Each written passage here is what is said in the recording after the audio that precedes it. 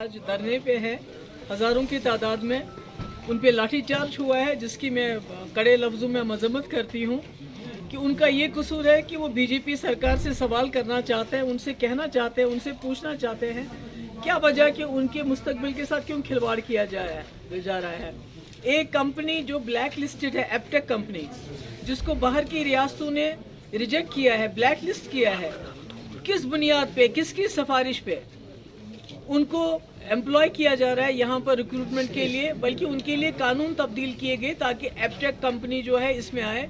तो यही सवाल पूछने के लिए आज वो हज़ारों की तादाद में जम्मू में भी और श्रीनगर में भी सड़कों पे निकले हैं। उन पे लाठीचार्ज हो गया, उनको डिटेन किया गया। मैं गवर्नर साहब से ये डिमांड करना चाहती हूँ कि वो बताएं क्या वजह है, ये कौन से ऐसे बड़े बड़े अफसर हैं जिन्होंने एप्टेक को यहाँ इंट्रोड्यूस किया इसके बावजूद कि वो ब्लैक लिस्टेड है, और उन अफसरों के खिलाफ जो है एक्शन लिया जाना चाहिए।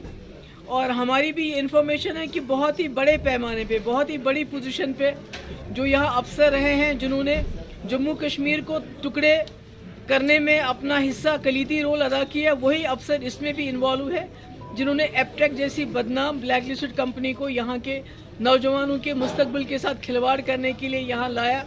नौजवान दिन रात मेहनत करते हैं, इम्तिहान देते हैं, और उसके बाद पता चलता है कि एप्टेक की रिक्रूटमेंट में धांधली होगी और एग्जामिनेशन सारे पेपर कैंसिल किए जाते हैं और नौजवानों को फिर ज़ीरो से शुरू करना पड़ता है।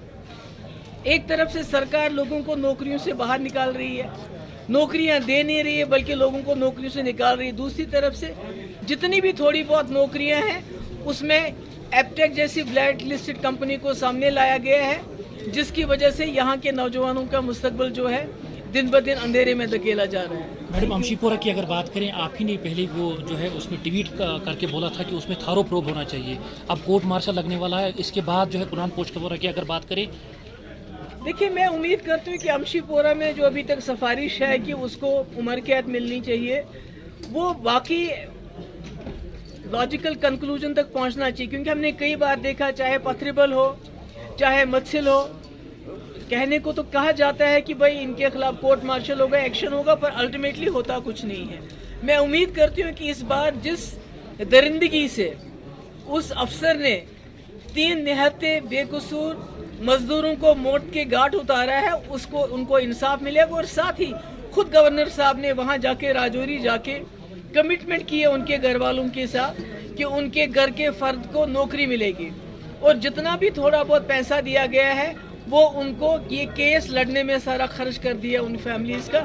उनके पास कोई वसीला नहीं, कोई चारा नहीं है। इसलिए मेरी गवर्नर साहब से ये भी डिमांड है कि उन घर वालों को नौकरी मिलनी चाहिए। और जहाँ तक कुरान पोस्टपोरा का सवाल है, वो भी एक निहत्ता मजदूर पेशा नौजवान था, जिसकी लाश 2.5 महीने के बाद मिली। आर्मी की कस्टडी में था, वहाँ से उसको गायब किया गया और उसके बाद उसकी लाश मिली। उसके घर वाले भी बहुत गरीब है। इंसाफ की तो उम्मीद नहीं है हमें, मगर फिर भी मैं यही कोशिश करूंगी कहने की कि एक थॉरो प्रोब होना चाहिए, और उसके घर वाले बहुत गरीब हैं, उनको एक नौकरी मिलनी चाहिए जल्द अज जल्द, और उनको उसका जो है आर्मी की तरफ से बहुत बड़ा कंपनसेशन मिलना चाहिए। कपिल सिब्बल मैम